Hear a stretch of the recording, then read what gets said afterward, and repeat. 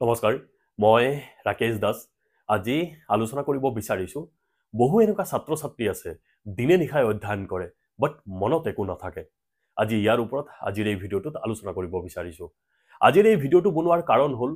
যে মোক দুই এজন ছাত্ৰ ছাত্ৰীয়ে মোৰ ভিডিঅ'বোৰত কমেন্ট কৰিছে যে মই দিনে নিশাই অধ্যয়ন কৰো মই দিনে নিশাই কিতাপ পঢ়ো বাট মোৰ মনত একো নাথাকে মই তেখেতসকলক সহায় কৰাৰ উপৰিও যিসকল ছাত্ৰ ছাত্ৰী এনেকুৱা সিচুৱেচনত সাফাৰ কৰি আছে মই তেখেতসকলক আজিৰ এই ভিডিঅ'টোৰ জৰিয়তে সহায় কৰিব বিচাৰিছো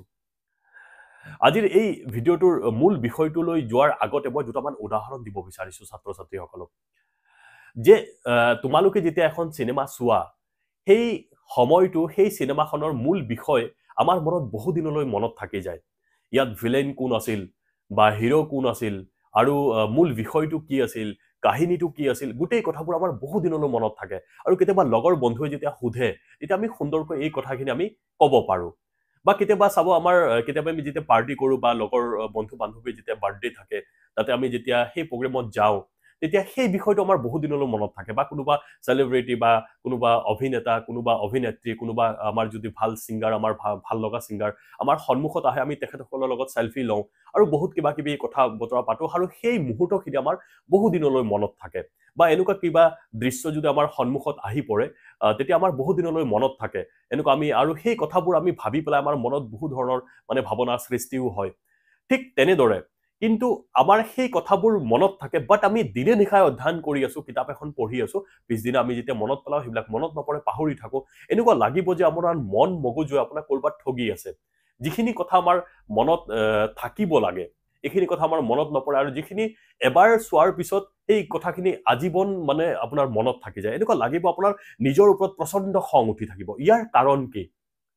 ইয়াৰ মানে মূল কাৰণটো কি যে আমি এবাৰ নহয় কিতাপ এখন আমি 10 বাৰ মানে পঢ়িছো ৰাতিপুৱা পঢ়িছো গধূলি পঢ়িছো সন্ধিয়া আকৌ এবাৰ পঢ়িছো কিন্তু পিছদিনা আমাৰ একো মনত নাথাকে ইয়াৰ কাৰণটো হ'ল যেতিয়া সিনেমা এখন আমি চাওঁ তেতিয়া খুব আমি আনন্দ মনেৰে উপভোগ কৰো যে আমি খুব মানে ইন্টাৰেষ্ট দি পেলাই চাওঁ আমি আগ্ৰহেৰে চাওঁ বাট কিতাপ এখন যেতিয়া আমি অধ্যয়ন কৰো বহু এনেকুৱা ছাত্ৰ ছাত্ৰী আছে আগ্ৰহেৰে কিতাপখন নপঢ়ে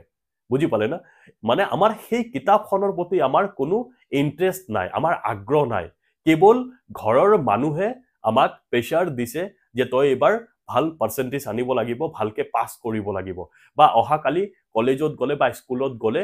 মানে টিচাৰে আমাক গালি পাৰিব হিটো ভয়ত আমি কিতাপ পঢ়ি আছো বাট আমাৰ নিজৰ কোনো আগ্ৰহ নাই কোনো ইন্টাৰেষ্ট নাই আৰু যেতিয়ালৈকে এখন বিষয়ৰ ওপৰত বা কিতাপ এখনৰ ওপৰত আপোনাৰ কোনো ইন্টাৰেষ্ট নাথাকিব তেতিয়ালৈকে আপুনি সেই বিষয়টোৰ একো আপোনাৰ মনতো নাথাকে আপুনি একোৱে ইয়াৰ পৰা লাভালাভ নাপাব বা আপোনাৰ মনত নাথাকিব সেইকাৰণে যেটো বিষয় আমি পঢ়িম সেই বিষয়টোত আমাৰ ইন্টাৰেষ্ট হ'ব লাগিব আমাৰ আগ্ৰহ হ'ব লাগিব এতিয়া বিষয়টো হ'ল সেই আগ্ৰহ আপুনি কেনেকৈ বঢ়াব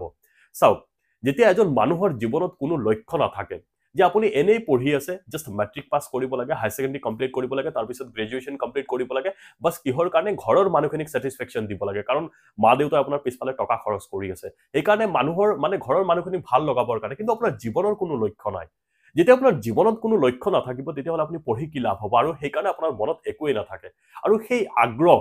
যদি আপুনি বঢ়াব বিচাৰে তেতিয়াহলে আপুনি জীৱনৰ এটা লক্ষ্য মানে স্থিৰ কৰি লওক এটা লক্ষ্য নিৰ্ণয় কৰি লওক আৰু সেই লক্ষ্য আপুনি মানে সময়ৰ খুতৰ লগে লগে সলনি কৰি নিদিব যে কালি ইটো অহাকালি আৰু কিবা এটা হম বুলি ভাবিছো আৰু কোনোবা আৰু কিবা এটা কলে লগৰটোৱে অমুক হম বুলি ভাবিছো এই কাৰণে মইও এইটো হম এনেকুৱা ধৰণৰ নহয় আপুনি যেটো লক্ষ্য নিৰ্ণয় কৰিব হেতু লক্ষ্যৰ প্ৰতি আপুনি কাম কৰক এই ভৱিষ্যতৰ যেটো আপোনাৰ এইম আছে সেই এইম লৈ পেলাই আপুনি কাম কৰক চাব আপোনাৰ যিকোনো কিতাপ পঢ়িলে বা যিকোনো বিষয়ৰ ওপৰত যেতিয়া আপুনি অধ্যয়ন কৰিব আপোনাৰ ইন্টাৰেষ্ট হ'ব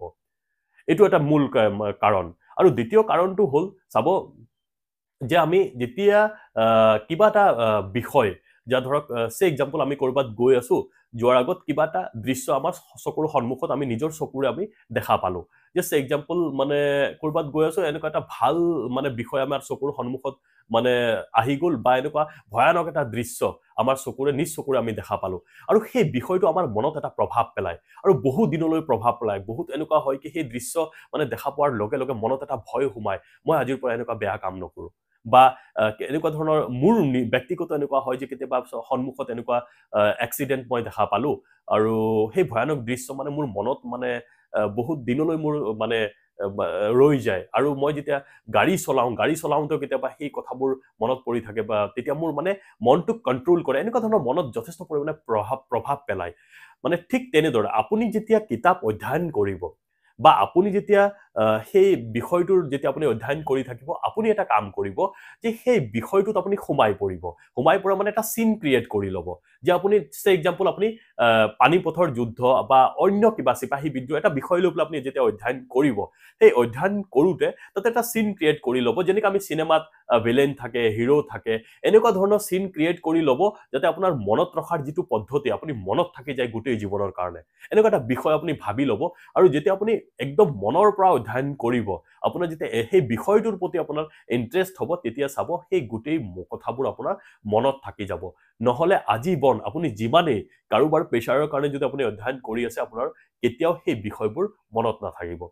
তে ছাত্ৰ ছাত্ৰীসকল দুটা টিপছ এটা হ'ল যিটো বিষয় আমি মানে অধ্যয়ন কৰিম সেই বিষয়টো আমি ইণ্টাৰেষ্ট হ'ব লাগিব আমাৰ আগ্ৰহ থাকিব লাগিব আৰু যেতিয়া আমি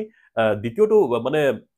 মানে টিপছ হ'ল যে মানে আমি যেতিয়া এটা বিষয় পঢ়িম সেই বিষয়টোৰ ওপৰত আমি ইমানেই মানে গভীৰকৈ আমি সোমাব লাগিব এটা চিন ক্ৰিয়েট কৰি ল'লে হ'ল যে মনে মনে ভাবি ল'লে হ'ল যে এই বিষয়টোত অমুক হিৰো আছিল অমুক ভিলেন আছিল অমুক এনেকুৱা ধৰণৰ এটা চিনেমাৰ নিচিনা আমি যেনেকৈ মনত বহুৱাই লওঁ তেতিয়াহ'লে আপুনি এনেকুৱা ধৰণৰ কথাখিনি ভাবি ল'ব আৰু যেতিয়া ভাবিব তেতিয়া সেই কথাবোৰ আপোনাৰ মনত এটা ঠাই পাব আৰু মনত ঠাই পোৱাৰ লগে লগে আপোনাৰ আজীৱন আপোনাৰ মনত থাকিব আশা কৰোঁ ছাত্ৰ ছাত্ৰীসকলে মোৰ যিখিনি কথা আছে এই কথাখিনি মোৰ যিখিনি মই মনত ভাবিছোঁ কথাখিনি আৰু এই কথাখিনি আপোনালোকৰ সন্মুখত মই প্ৰকাশ কৰিছোঁ আশা কৰোঁ আজিৰ এই ভিডিঅ'টোৱে ছাত্ৰ ছাত্ৰীসকলক কিছু পৰিমাণে হ'লেও উপকৃত কৰিব ধন্যবাদ